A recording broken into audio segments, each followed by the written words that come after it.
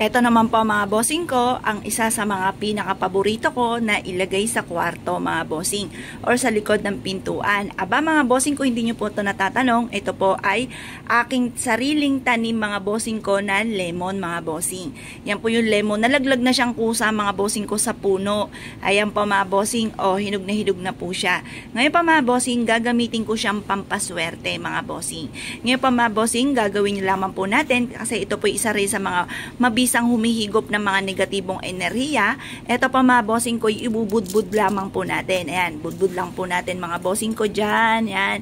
Habang tayo nagwi-wish, sabihin po natin sa pamamagitan nito ay siksikliglig at umaapaw at maraming blessing ang darating. Kailanman hindi tayo mamumblema sa pera, yayaman tayo at magiging matagumpay. Lahat ng mga pinapangarap po natin ay matutupad mga bossing. Ngayon pa mga bossing, mag-wish na kayo ng mula sa inyong pong puso at makakamtan nyo lahat ang inyong pong mga pinapangarap mga bossing. Ito pa mga bossing ko ay isa sa mga simple at napaka-epektibong pamamaraan na humihigop ng mga negatibong enerhiya para maraming pera ang darating mga bossing. Ngayon pa mga bossing, subukan nyo po itong gawin sa umaga. Eto pa mga bossing ko, ang isa sa mga pinakamaganda at pinakamaswerte na humihigop ng mga negatibong enerhiya mga bossing ko na pwede nating ilagay mga bossing ko sa pintuan ng ating pong main door. Ito po ay makakatulong upang sa ganon ay siksikliglig at umaapaw at maraming blessing ang darating. Paborito ko po ito na pampaswerte mga bossing ko, ang lemon at ganon din po ang asin.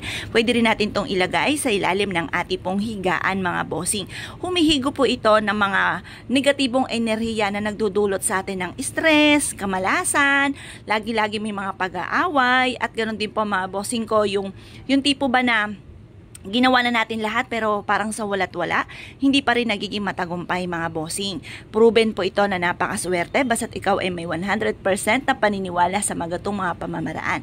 Tandisin ang inyong kalooban mga bossing. Kung nais po itong gawin, ito po ay gawin po ninyo kung meron kayong lemon.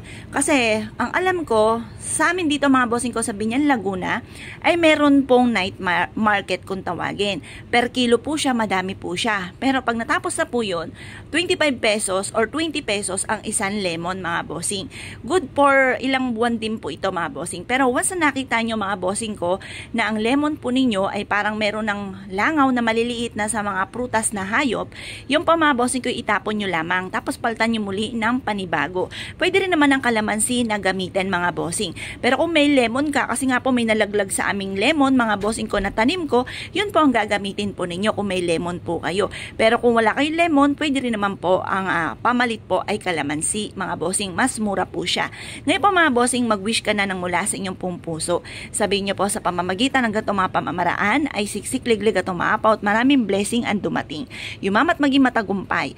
I-wish nyo na lahat ng gusto ninyo. Halimbawa, magkaroon ako ng negosyo na dito na ako yayaman. Magkaroon ako ng mga bagay na matagal ko nang pinapangarap. At yumaman ako at maging matagumpay. Lahat ng mga ninanais ko ay aking makamtan. Ganun po mga bossing ko. Kung kayo po isa sa mga mahilig sa mga pampaswerte at nais po itong gawin mga bossing ko, subukan nyo na po ito. Huwag ka na magpatumpik-tumpik pa at makakatulong po ito upang sa ganon ay siksikliglig at umaapaw at maraming blessing ang darating mga bossing. Gawin nyo po ito sa umaga mga bossing ko ng mga bandang 6:30 or kaya po alas 7. Matatapos ang ating mga pampaswerte hanggang alas 8 lamang po mga bossing ko ng umaga. Kaya kung kayo po naniwala at nais po itong gawin, siya mga bossing, good luck po sa inyo po lahat. Eto pa mga bossing ko, pwede nyong ilagay sa inyo pong ilalim ng higaan mga bossing. At magdudulot po yan mga bossing ko ng swerte. Hihigupin po niya ng mga negatibong enerhiya. Lalo-lalo na kung isa sa miyembro ng pamilya ay may karamdaman. Mainam na meron kang ganyan mga bossing. Makakatulong po yan para maalis ang mga negatibo, yung naging dahilan ng karamdaman. Mainam na meron kang ganyan sa inyong kwarto. Ito pa mga bossing ko, pag nabulok na lang po yung ating lemon, itapon nyo lamang at paltan nyo ng panibago mga bossing. Kung ikaw ay isa sa mga niniwala at nais po na magkaroon po ng ganito, mainam po na subukan nyo na po upang sa ganon mapatunayan nyo po mga bossing ko na nakakatulong po siya para gumaling ka agad kung sino man ang may karamdaman. Or kaya lagi kang minamalas, parang sunod-sunod ang mga pagsubok, subukan nyo po ito mga bossing.